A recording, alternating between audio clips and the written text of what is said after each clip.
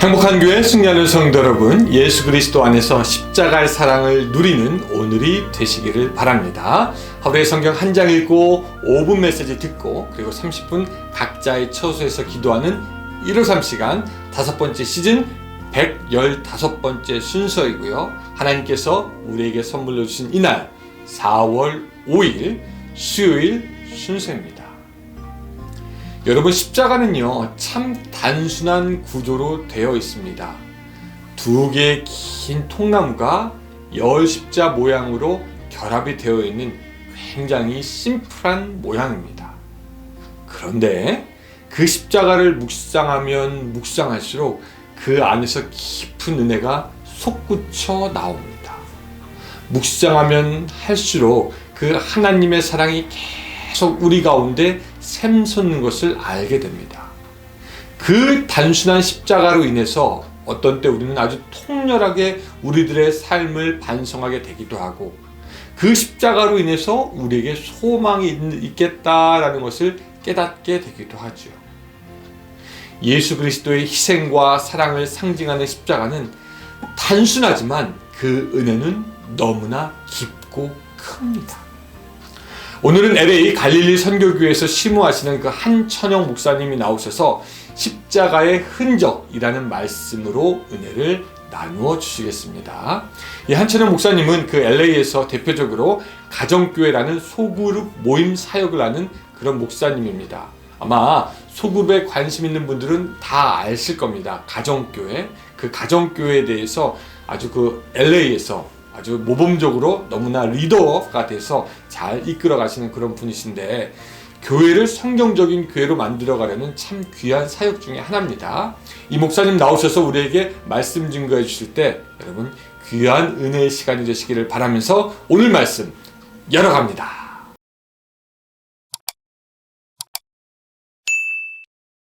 오늘 우리가 함께 볼 말씀은 신약성경 갈라디아서 6장 14절에서 18절까지의 말씀을 함께 보시겠습니다. 제가 여러분들에게 말씀을 봉독해 올리도록 하겠습니다. 그러나 내게는 우리 주 예수 그리스도의 십자가 외에 결코 자랑할 것이 없으니 그리스도로 말미암아 세상이 나를 대하여 십자가에 못 박히고 내가 또한 세상을 대하여 그러하니라. 할례나 무할례가 아무것도 아니로되 오직 새로 지으심을 받은 것만이 중요하니라. 무릇 이 규례를 행하는 자에게와 하나님의 이스라엘에게 평강과 긍휼이 있을지어다. 이후로는 누구든지 나를 괴롭게 하지 말라. 내가 내 몸에 예수의 흔적을 지니고 있노라. 형제들아, 우리 주 예수 그리스도의 은혜가 너희 심령에 있을지어다. 아멘. 아멘. 오늘 주신 말씀을 가지고 십자가의 흔적이라는 제목으로 하나님 말씀 증거하도록 하겠습니다. 프랑스의 어느 외진 시골 마을에 떼제 공동체라는 대단히 유명한 영성 훈련 단체가 있습니다. 이곳에는 매년 여름 방학이 되면 세계에서 수천 명의 젊은이들이 찾아와서 영성 훈련을 받는다고 해요. 요즘 같은 세속 시대에 그들은 왜 그곳으로 몰려가는 것일까? 자, 그곳에는 아주 특별한 역설의 은혜가 있기 때문에 그렇습니다. 과거에 그곳에는 스위스 출신의 로제 슈츠 수사가 있었습니다. 2005년 8월 당시 로제 수사는 90세였습니다. 하루는 이 공동체의 수사들이 본당에 모여서 기도의 시간을 갖게 됐는데, 이 로제 수사도 평소처럼 맨 뒤에 앉아서 이제 기도를 했습니다. 그때 갑자기 한 여성이 이 예배당으로 들어와서 칼을 빼더니 맨 뒤에서 기도하고 있던 이 로제 수사를 찔렀어요. 그는 곧 피를 쏟으며 그 자리에서 고꾸라집니다. 곧바로 급히 구급차를 불러서 병원으로 옮겼지만 그는 목숨을 잃고 말았습니다. 이 범행을 저지른 사람은 루마니아 여인인데 정신병을 앓고 있었다고 합니다. 당시 예배당에는 로제 수사를 업고 나간 그 수사들 이외에는 모두가 여전히 아무런 요동도 없이 그 자리에 남아서 차분하게 저녁 기도를 마쳤다 그래요. 그들은 이렇게 기도했습니다. 아버지, 저들을 사하여 주옵소서. 자기들이 하는 것을 알지 못합니다. 자, 이 기도는 십자가형을 앞둔 예수님의 마지막 기도와 같았지요. 바로 이런 상식적이지 않은, 아니 이 세상의 상식을 뛰어넘는 신비로운 영성을 간직했기 때문에 지금도 이 영성 공동체에는 세계 각지에서 수많은 사람들, 특별히 젊은이들이 찾고 있는 것입니다. 이렇게 가장 안타까운 이야기가 가장 강력한 스토리가 되듯이 인류 역사에 가장 큰 영향력을 끼친 이 복음의 힘은 바로 예수 그리스도의 십자가에서 있는 것입니다. 하나님이 인간의 몸을 입고 세상에 오셔서 죄 없으신 그분이 인간의 죄를 위해서 십자가에서 죽으신 사건입니다. 우리는 이런 예수님의 십자가를 기억하는 고난주간을 맞이하게 됐습니다. 이번에 남가주 은혜로 교회의 특별 새벽 예배를 드리면서 이 십자가를 주제로 삼은 것은 너무나 탁월한 선택이라고 생각합니다. 십자가는 기독교 신앙의 핵심입니다. 기독교의 모든 진리는 십자가와 연결되어 있고 십자가 아니고는 기독교를 설명할 수가 없습니다. 십자가 없는 기독교는 기독교가 아니며 십자가 없는 구원은 온전한 구원이 아닌 것이죠. 그러므로 이번 한 주간 십자가로 말미암은 풍성한 은혜가 여러분의 교회와 공동체, 가정 가운데 넘치게 되기를 소원합니다. 자, 오늘 본문의 말씀은 갈라디아서의 결론 부분입니다. 이 갈라디아서는 이 기독교의 복음을 잘못 가르치는 유대주의자들, 다시 말하면 율법주의자들에게 사도 바울이 복음을 변증하는 내용입니다. 자, 그들, 그 유대인들, 유대주의자들의 주장이 뭘까요? 그들은 우리의 구원이 오직 예수, 오직 십자가만으로는 부족하다는 거예요. 거기에 더해서 율법을 지키고 특별히 할례를 받아야 온전한 구원에 이를 수 있다고 그렇게 강조했습니다. 하지만 사도 바울은 우리의 구원이 오직 예수, 오직 예수의 십자가의 은혜로만 주어지는 하나님의 선물이라고 그렇게 가르쳐주고 있습니다. 그리고 나서 그 결론으로 가장 확실한 증거를 제시하는데 그것이 오늘 본문 17절 말씀이에요. 자, 17절 보니까 이후로는 누구든지 나를 괴롭게 하지 말라. 내가 내 몸에 예수의 흔적을 지니고 있노라. 아무 말 하지 말아라. 내 몸에 예수의 흔적을 내가 가지고 있다. 이렇게 말하고 있습니다. 여기서 이 흔적이라고 하는 말은 자국, 표시, 점 그런 말이에요.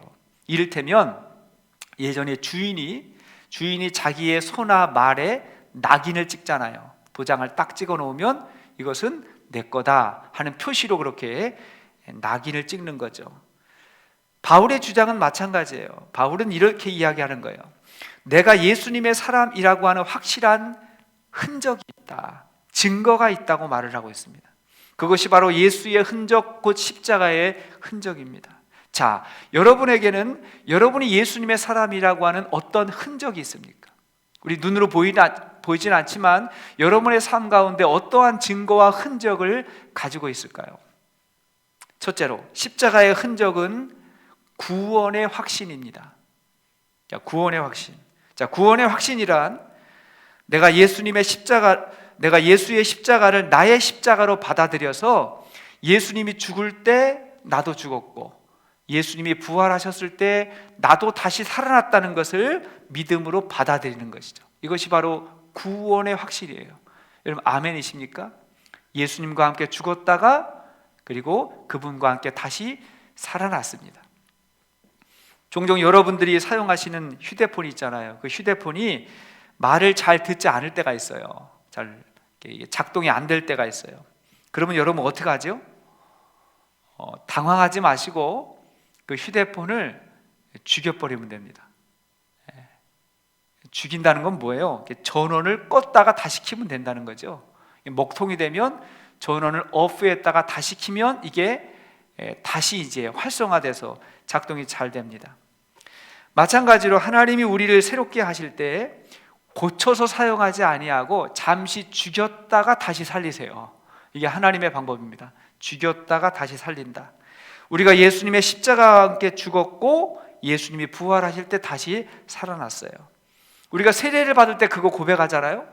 세례 받을 때 내가 예수님과 함께 죽었다가 그리고 다시 살아났다. 이것이 바로 거듭남의 축복인 것입니다. 이게 구원의 확신이에요. 이렇게 십자가로 인한 구원의 확신을 가진 사람은 예수님의 십자가 외에는 자랑할 것이 없습니다. 그래서 오늘 본문 14절 말씀 14절 보면 그러나 내게는 우리 주 예수 그리스도의 십자가 외에 결코 자랑할 것이 없나니. 자, 십자가 외에 자랑할 것이 없다 그랬어요. 여러분, 십자가를 자랑하는 사람은 세상 것을 자랑하지 않습니다. 그래서 사도 바울은 전에 자신이 그렇게 자랑하던 것을 뭐라고? 배설물로 여긴다고 했는데 그 이유는 내가 그리스도를 얻었기 때문이다. 그리스도를 얻었기 때문에 그 이전에 자랑하던 것을 배설물로 여겼다. 이렇게 이야기했죠.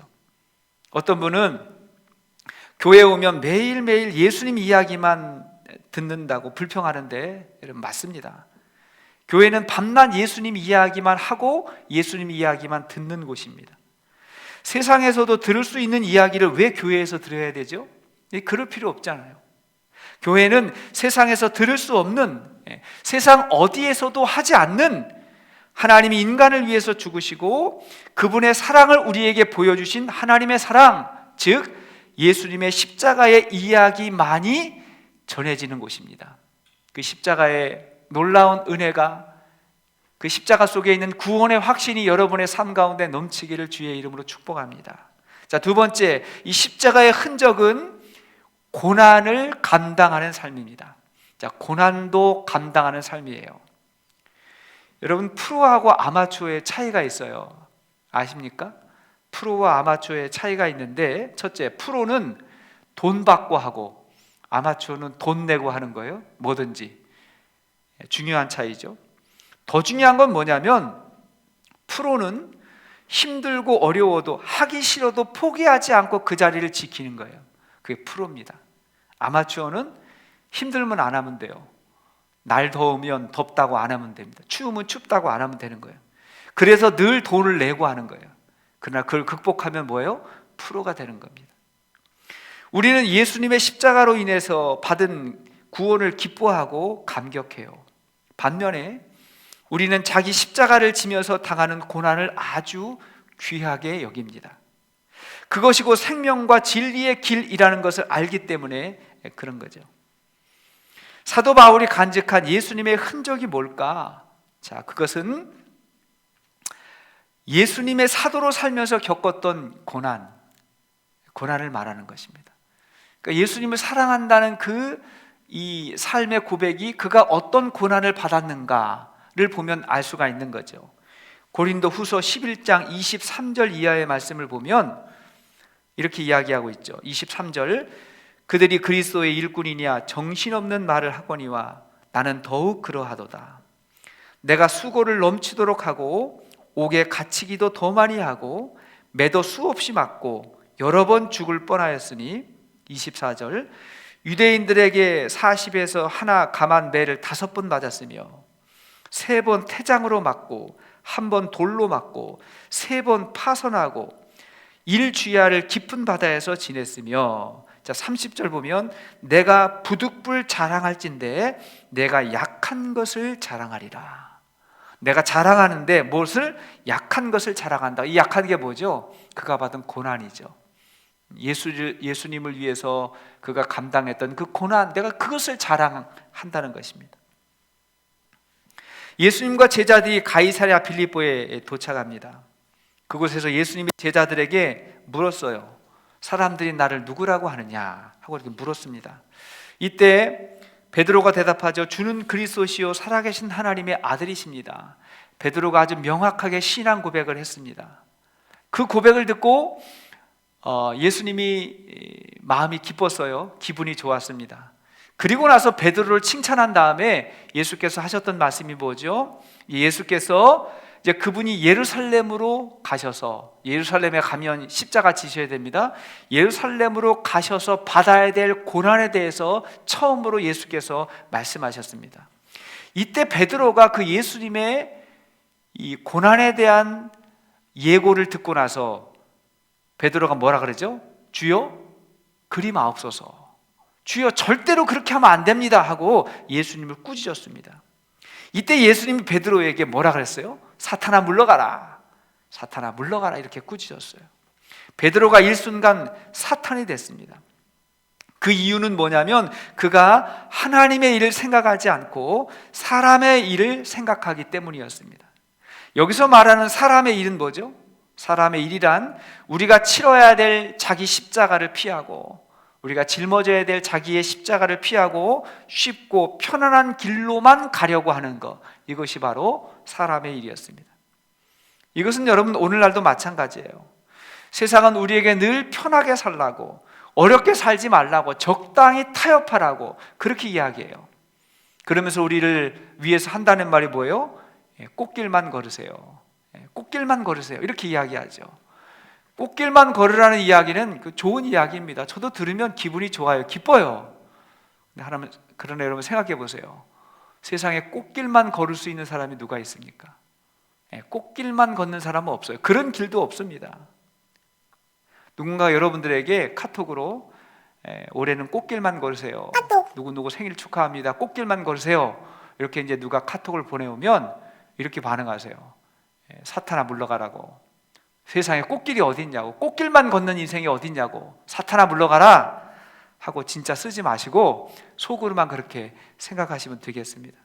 여러분, 십자가 없이도 구원에 이를 수 있다고 말하는 것은 그건 거짓 선지자들의 가르침이에요. 이때 우리가 뭐라고 말해야 되죠? 사탄아 물러가라, 우리가 마땅히 짊어져야 될 자기의 십자가가 있다, 난 그걸 지고 주님을 따르겠다고 그렇게 고백하여야 하는 것입니다. 자, 십자가의 흔적 무엇일까요? 세 번째, 십자가의 흔적은 사명이 이끄는 삶입니다. 사명이 이끌어가는 삶이에요. 우리가 왜 고난을 받으면서까지 십자가의 복음을 지켜야 될까요? 자, 그것이 우리의 사명이기 때문에 그렇습니다. 우리의 고난은 반드시 사명과 연결돼야 돼요. 우리가 환난 가운데에서도 기뻐할 수 있는 것은, 환난은 인내를 낳고 인내는 연단이 되고 그 연단은 소망을 이룰 줄 확실한다. 환난이 어디로 가는 거예요? 소망으로 이어지는 것입니다. 현재의 고난은 장차 나타날 영광과 좋게 비교할 수 없다고 바울이 고백했습니다. 그러므로 여러분, 우리의 고난은 그 고난 너머에 있는 사명과 하나님의 영광을 바라보면서 그 고난을 감당하게 되는 것입니다.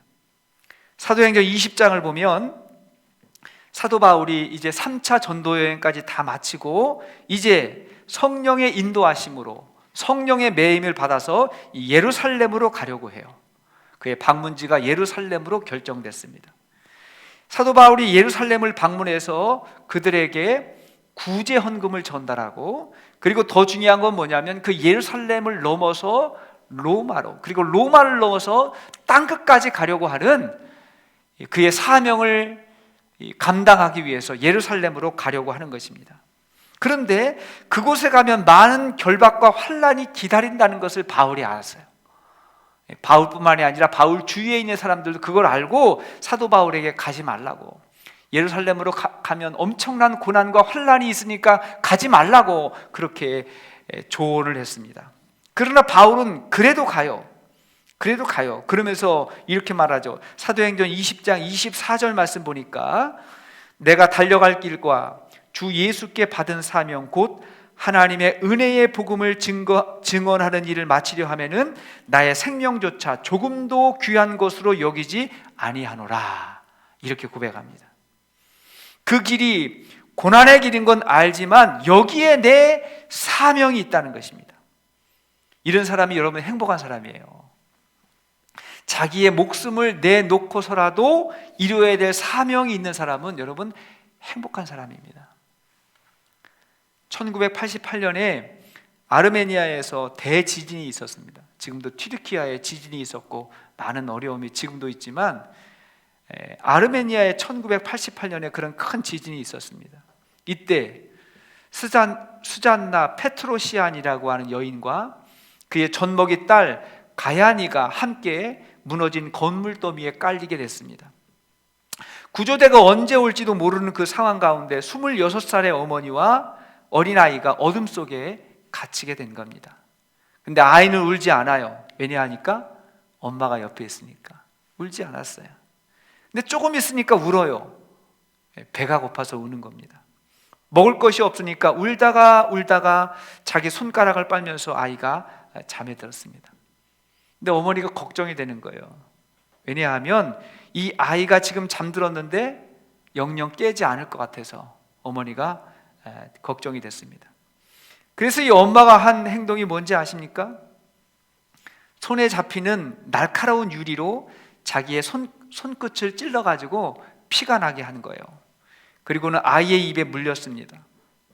그것이 뭔지도 모르는 이 아이가 손을 빨아댑니다. 손을 빨아대니까 피가 나잖아요.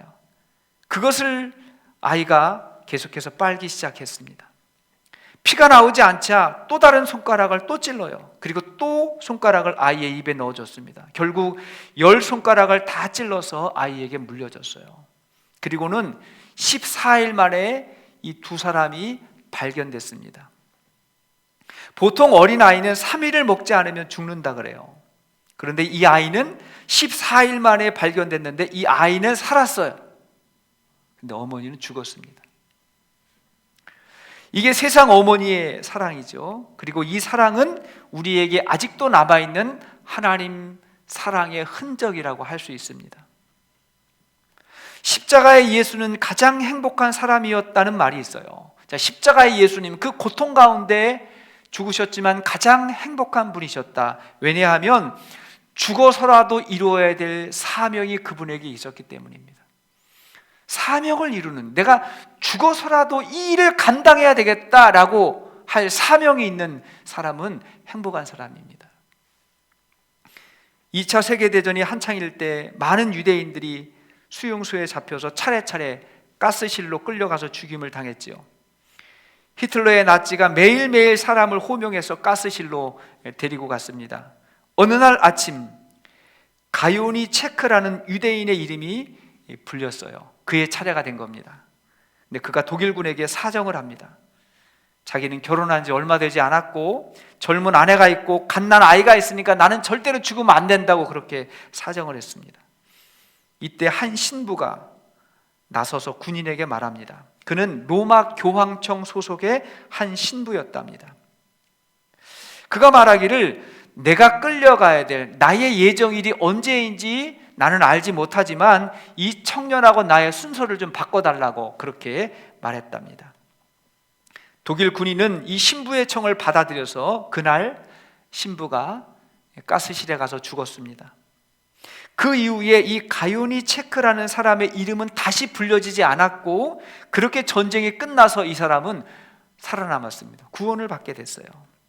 나중에 전쟁 이후에 이 사실을 알게 된 로마 교황청에서 1972년 10월에 이 가요니 체크라는 사람을 초청해서 짧은 간증을 듣게 됐습니다. 그때 그가 이렇게 말했어요. 그 잊을 수 없는 아침, 신부님이 나에게 미소를 보내며 끌려가실 때 나는 왜 그토록 많은 사람들이 예수를 믿는지 알았습니다. 그때 나는 골고다 언덕에 세워진 십자가를 바라보는 것 같았습니다. 자기를 위해서 죽기 위해서 걸어가는 그 신부님을 보고 그분을 보면서 십자가의 예수님을 바라보게 됐다는 거죠. 사랑하는 여러분, 올해도 변함없이 사순절을 기념하고 우리가 고난주간을 보내면서 지내고 있습니다. 이 시간 과연 그러면 나에게는, 여러분에게는 어떠한 십자가의 흔적이 있는가를 생각해 보시면 좋겠습니다. 자, 여러분 십자가의 흔적이 있으십니까? 여러분 삶 가운데 어떤 흔적이 있으십니까? 예수께서는 나를 따르려거든 자기 십자가를 지고 나를 따르라고 말씀하셨습니다. 그 십자가를 만났다면, 그 십자가를 지고 간다면 여러분들에게는 구원의 확신이 있는 것입니다. 예수님과 함께 죽었다가 내가 다시 살았다, 나는 구원받았다, 나는 영생한다는 구원의 확신이 있는 것입니다. 그 구원의 확신이 있다 그러면 피할 수 없는 고난은 감당해야 됩니다. 우리가 믿음 생활하면서 사명 감당하면서 어쩔 수 없이 당하는 고난이 있다 그러면 그 고난의 크기가 하나님을 사랑하는 내 신앙의 고백이라고 여러분 인정하시고 고난을 감당하고, 그리고 주님 주신 사명이 있다 그러면 그 사명을 바라보고 현재의 고난 너머에 있는 그 사명과 하나님의 영광을 바라보시며 살아갈 수 있는 저와 여러분들 될 수 있기를 축복합니다.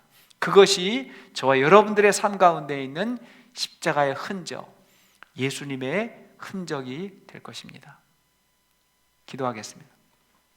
사랑해 주님, 감사합니다.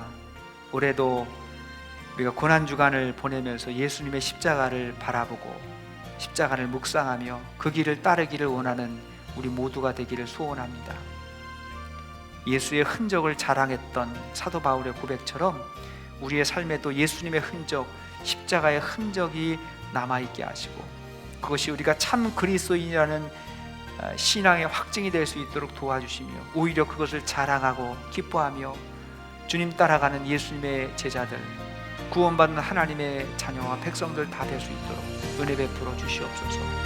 감사드리며 우리를 구원하시기 위해서 십자가의 고통을 감당하신 예수 그리스도의 이름으로 기도드리옵나이다.